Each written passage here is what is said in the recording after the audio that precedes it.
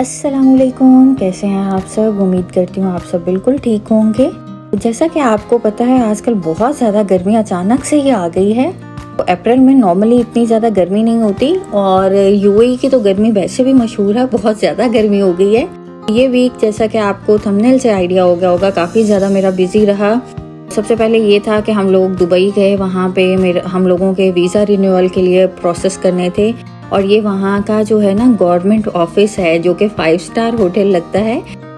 इतना NEET clean सा और इतना प्यारा सा और इतना पीसफुल एनवायरनमेंट कि बिल्कुल कोई बिलीव नहीं कर सकता, जैसा कि हमारे कंट्रीज में हुआ करता है कि हसल बसल हुआ होता है किसी भी गवर्नमेंट सेक्टर में जाए तो। और यहाँ से वापसी पे कुछ ज़्यादा टाइम तो नहीं लगा क्योंकि 10 to 15 मिनट्स लगते हैं और इस टाइम पे इतना ज़्यादा ट्रैफिक नहीं था, तो बहुत जल्दी हम लोग घर पहुँच गए थे। और रास्ते में आते हुए आपको आइडिया होगा कि लास्ट वीक जो है शारजा में ही एक वेयर हाउस में आग लग गई थी, तो उसकी वजह से अभी भी उसका धुआं ये आप देख सकते हैं तो फैला हुआ था उस जगह पे।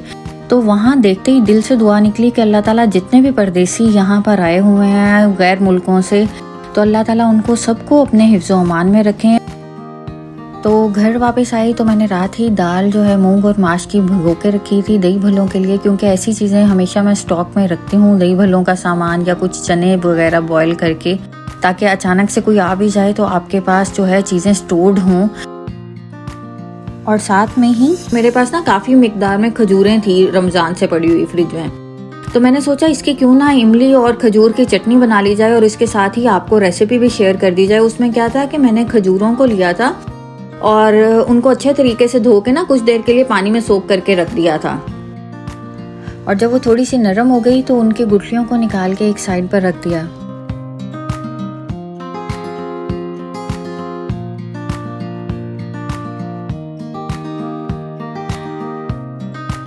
और साथ ही मेरा इरादा था अपनी मोस्ट फेवरेट जो है खुशखुबानी की चटनी बनाने का, तो मैंने चीज़ें प्रिपेयर करके रख ली थी। उसके लिए इमली का पल्प बना लिया था, यानी कि इमली को भगो के रख लिया था गर्म पानी में। ये काम मैं मोस्टली उस वक्त कर रही होती हूँ जब मेरा मूड हो और जब अच्छे मूड में होती हूँ, क्योंकि हर वक्त आपका दिल नहीं होता कि आप कुछ ना कुछ काम करते रहो। तो यही था कि मैं वीकेंड पे जब कभी मूड हो तो तब अपने काम जो है अपनी मर्जी के मुताबिक अरेंज कर लेती हूँ। तो मैंने ये जो है बल्ले बनाकर, इनको ठंडे हो गए थे तो इनको मैंने पैकेट्स में बंद करके फ्रीज़र में रख दिया। और इमली का जो पल्प था, मैंने 100 ग्राम इमली ली थी, उसका पल्प जो है आधा आधा मैंने खजूर और खुबानी की चटनी के लिए रख लिया था। इन दोनों को अलग अलग से पैन में डाला और तकरीबन 1 लीटर के लगभग जो है दोनों में पानी डाला था मैंने।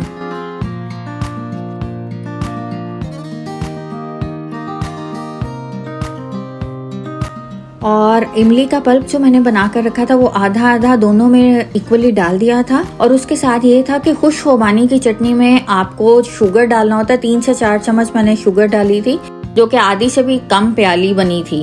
तो ये मैंने चीनी डाली। और खजूर वाली चटनी में आपने कोई शुगर नहीं डालनी होती, क्योंकि खजूरें ऑलरेडी इतनी मीठी होती हैं कि आपको बिल्कुल भी ज़रूरत नहीं होती, और खट्टी मीठी सी चटनी ज़्यादा अच्छी लगती है। और ये बहुत देर तक आप इसको स्टोर करके रख सकते होते हो। और इन दोनों में मैंने हाफ टी स्पून काली मिर्च का पाउडर डाला था और हाफ टी स्पून ही काला नमक डाला था, जो कि इसके टेस्ट को बहुत रिच कर देता है। और बस इनको इस कंसिस्टेंसी तक पकाना है कि इनमें थोड़ा थोड़ा पानी रह जाए और खुबानियाँ बहुत ज़्यादा फूल जाती हैं। फिर इनको ठंडा होने पे ब्लेंड करके किसी भी एयर टाइट कंटेनर में डाल के, चाहे तो आप अगर बहुत लंबे टाइम के लिए स्टोर करना चाहते हैं फ्रीजर में रख लें, अदरवाइज फ्रिज में भी आपका महीना आराम से गुजर जाता है। और उसके साथ ही मेरा आज रोस्ट बनाने का इरादा था, जो कि मेरी सिस्टर ही की रेसिपी है। वो बहुत अच्छा बनाती हैं। वो तो नॉर्मली मटन से बनाती हैं, लेकिन मुझे यहाँ पे बीफ बहुत अच्छा मिल गया था।